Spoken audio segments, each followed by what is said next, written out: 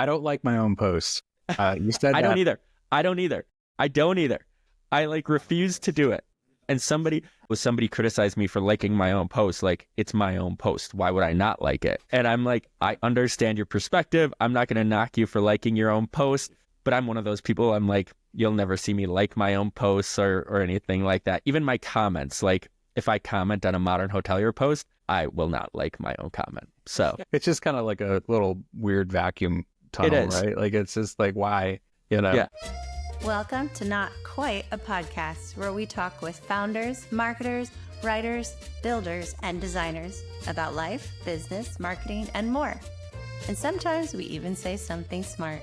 When that happens, we take the best of our talks, tidbits, and wisdom and post it here for our listeners.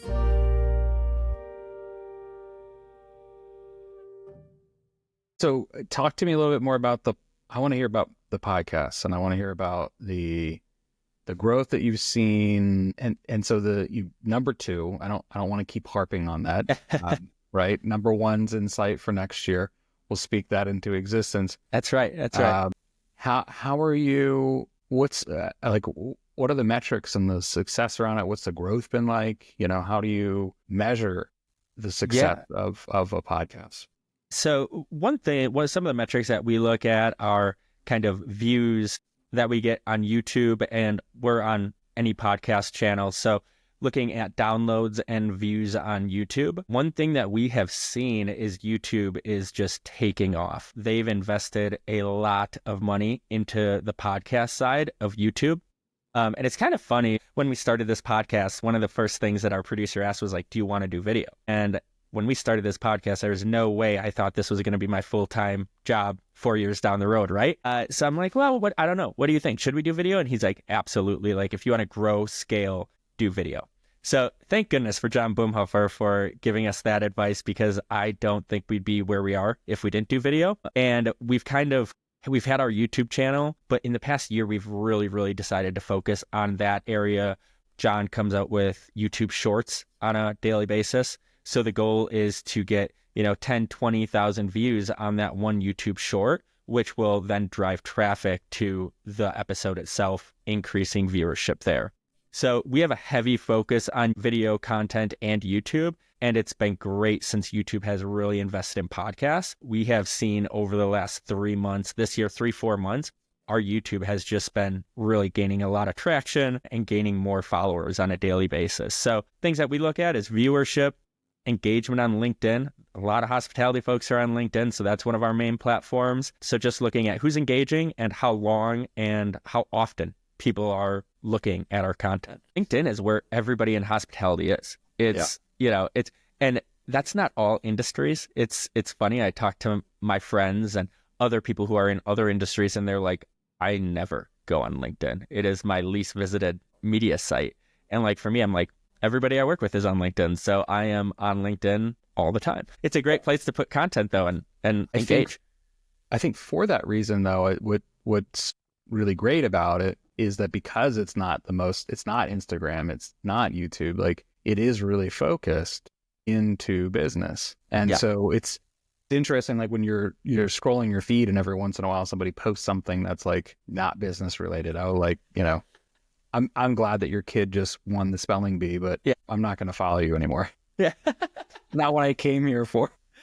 Yeah, totally. Do you see it moving towards that, a little bit more personalization? One thing I see a ton of on LinkedIn is selfies. It is either you're taking a picture of yourself or you're walking and you're videoing yourself as you're walking. Are you seeing kind of that almost similar things as well? I am seeing that to some degree. Part of me wonders, so I have a friend who kind of got me into creating weekly clips, and he has been recently, is probably halfway through, doing he called it like a 90-day challenge. Nice. There was some term for it, Sure. where he's posting content every day for 90 days. And a lot of it is selfies. Some of it's video, some of it's just resharing something. And it's really interesting because he told me like 2 weeks ago that he had just started doing this. And I was like, I gotta be honest, man, I haven't seen a single post from you in weeks. And part of me wonders is like the algorithm looking at it and like saying like, you're just posting selfies, or you're all of a sudden ramping up and posting too much content that's maybe not as engaging or what. And it just kind of dropped off. And it's interesting, right? I still think there is some confusion as to what creates this really engaging content on LinkedIn. I read a few articles and it was like, hashtags don't matter. Nobody follows hashtags anymore. And then later in the article, one of the tips that they had was use relevant hashtags in your industry. So I'm just like, there's a kind of a few things that are a little different. One thing I do know is they're focusing a lot on video content and also like when you're engaging with others. So that's kind of LinkedIn. We're still toying around with kind of all these kind of different ideas now, and we're doing it on our page as well, really seeing if we post with this text or this text, what's going to get better engagement and what's going to get in front of people. So I think we're all still trying to figure it out, except for the people at LinkedIn who are changing the algorithm. I mean, I think anytime the algorithm changes, whether that's LinkedIn, Google, Meta, whatever, I'm a marketer, and I just got off a call talking about analytics and how we should measure something and, what CTAs and all of that to use. The reality of it is, though, that even though LinkedIn, as an example, is a smaller network compared to YouTube or any of the other platforms, it is a more focused network. And I think for me, as an owner, founder of a small agency where we just really need like 2 new brands a year to work with, and we're happy. When you think about it from that perspective, at the end of the day, like, who cares if I get 10 likes on this or whatnot? Yeah. Maybe one of those likes is going to lead to, a new client or, some new relationship that we didn't have before. And so it's very easy as marketers, and I do this, to get like into it and be like, where can we be the most effective? Where can we reach the most people? But the reality is like, how many people do you really need to buy your product, to listen to your podcast, to be successful? It's not the whole world, right? Yeah. You just need the right people, and that market, that pool might be smaller than you think. Absolutely. I guess, what kind of content are you putting out that you're seeing is engaging with the right kind of people? I mean, the content, the clips that we've been promoting, these clips are 2 to 3, maybe 6 minutes long top. Sure. And I've been talking about everything from leadership to sales to marketing to hotels to whatever. And so again, I look at that and I'd be like, well, was it this clip performed better than this clip because of the guests, because of the time that I posted it, the subject, so many different variables. At the end of the day, it's like, I was getting no views or any engagement on LinkedIn prior to this. And so when you look at like my chart, it's like, and then it spiked, and then spike, and then spike. And it's like, that's great, And with anything new, you have to, in marketing and in branding, you got to give it 6 months, 12 months time to see the impact of it. You just can't expect like, I've been doing this for a couple of weeks now and I haven't gotten a lead yet. It's like, it doesn't work like that. That's just not how, business works. Especially for us, where it's like, we value long-term relationships. Like, we value, we've got clients that we've been working with for over 15 years, and it's like, you don't just create that out of nowhere, right? That takes time to nurture. And that's one thing, that first year's tough. You're getting maybe 5-10 likes on stuff, if that. Some posts, it's just you liking it. So it's all about consistency. And we've been doing this podcast for 4 years now. And the first 2 years, I think we were posting 5 times a week. Now we post every day. So and that's one thing I think people are like, oh, you guys get, good engagement on your podcast. And I'm like, well, that's because we've been posting every day for 4 years. Like, that's kind of the part you don't see, is what we've been doing and putting into this and being consistent for 4 years. I had a talk with Glenn Hausman, No Vacancy. I mean, the pioneer of podcasting and hospitality, right? He's kind of the godfather there. And I talked to him and I'm like, what's kind of the most difficult thing for you? And he's like, it's the consistency of just posting on social media every day, and sometimes multiple times a day. But that's kind of the nature of the beast, especially if you have a podcast. You have to stay in front of your audience, and you have to constantly be producing new content, different types of content, and having engaging people on. So it's all about consistency. And in 5 years, I'm sure you'll be getting like 50 to 100 likes per post. I don't like my own posts. You said I that. don't either. I don't either. I don't either. I like refuse to do it.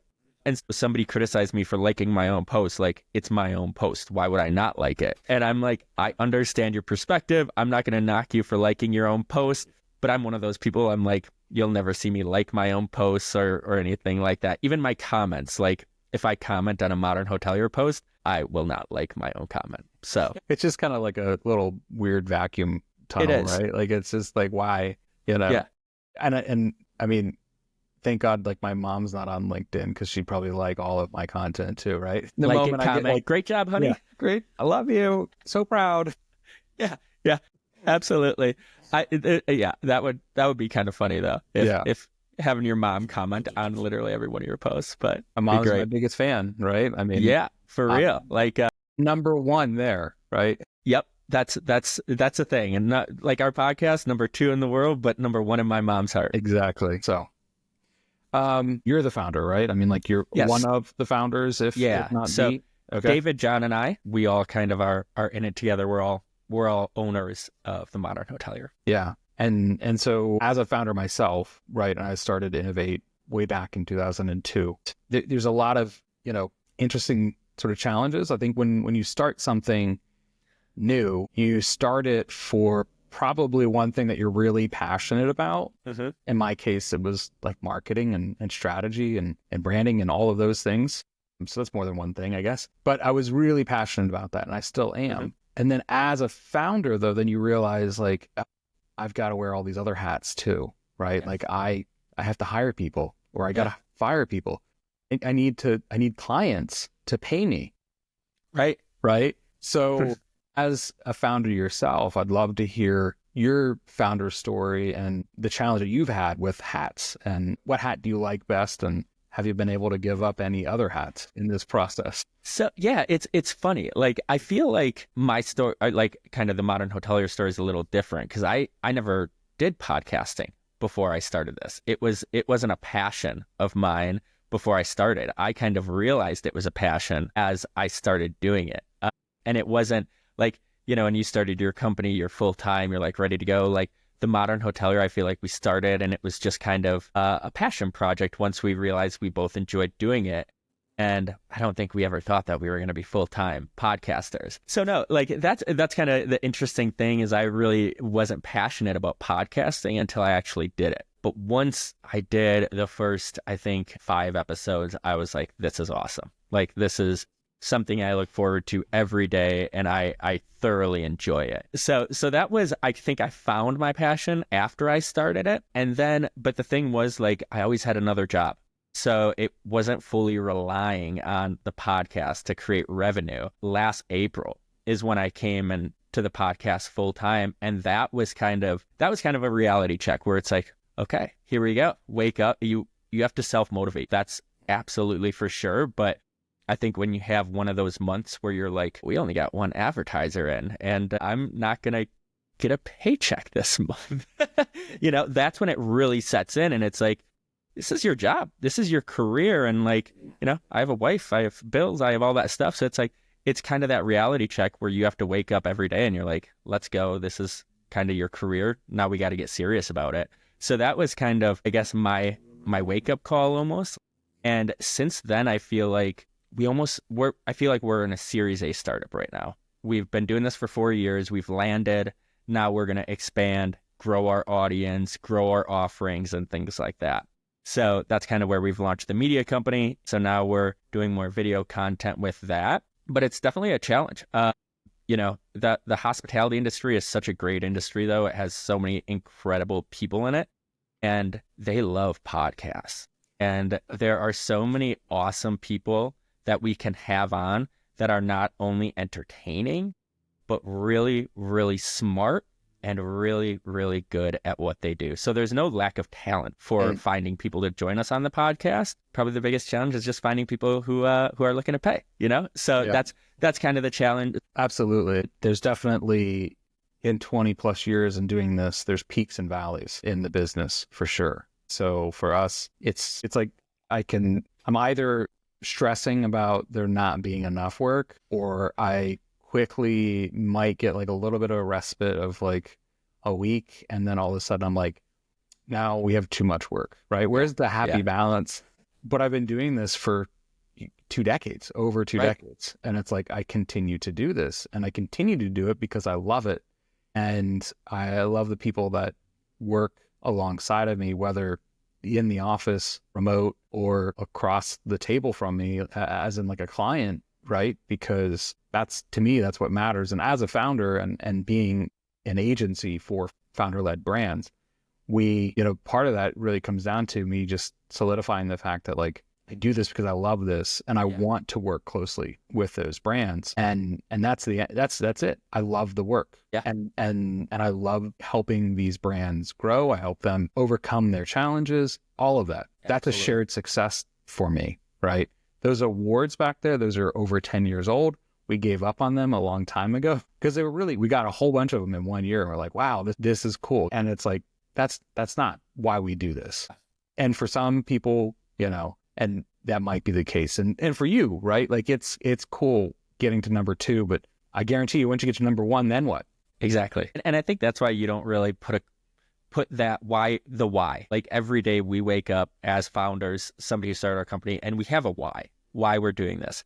And the why isn't awards. It's not recognition. It's not being able to come on cool, although this is a very cool perk of coming on a podcast with you, but it's really because you love what you do. You love the people you work with. You love helping people. And I guess I'll ask you, what is your why? What about being a founder keeps you going every day? I have worked on this why statement and gone through all the Simon Sinek stuff. But ultimately for me, I think what drives me is the problem solving aspect of it, right? It's part of the reason why I'm opposed to focusing in on just one industry even, because while that's great and you can call yourself an expert by being the agency for hotels and resorts, to me that feels limiting in some regards, because I'm afraid of getting into like the routine of just doing the same thing over and over again.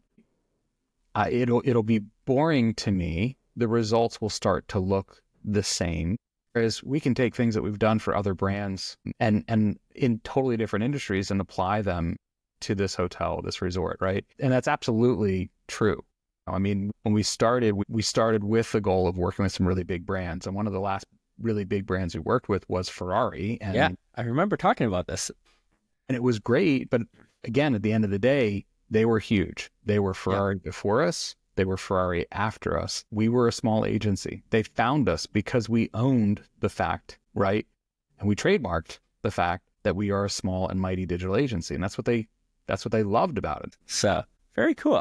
I love that. And I think, being a small business yourself, right? Like we all started somewhere, and, dedicating yourself to help fellow small business ownerships, because, nobody knows what they're going through better than you, somebody who also is a founder of a small business themselves. So just being able to relate to that person and kind of walking in their shoes. And I'm sure that's very important as a marketer to understand what their objectives are and kind of where they are as a company. Yeah. We started with one thing in mind and then realized we had 20 other things we had to do along the way, right? Not because we wanted to, but because somebody has to do it, right? Yeah. And that someone is you. Exactly. Until you can hire somebody to do that job, right? Yeah, absolutely. Thankfully, I don't have to clean the toilets anymore. That's great. I still do. I work from home, so I got to clein the toilets sometimes. Yeah. No, I'm not talking about at home. No, I know, but I work from home. I don't have an office. Don't tell my wife. I'll get to it, honey. You'll get to it. You heard it here. Now you're on record for that. Well, we'll cut this part out. Yeah. Thanks for listening to Not Quite a Podcast. To hear new episodes, view the archive, or find out more about being a guest on the show, visit notquiteapodcast.com.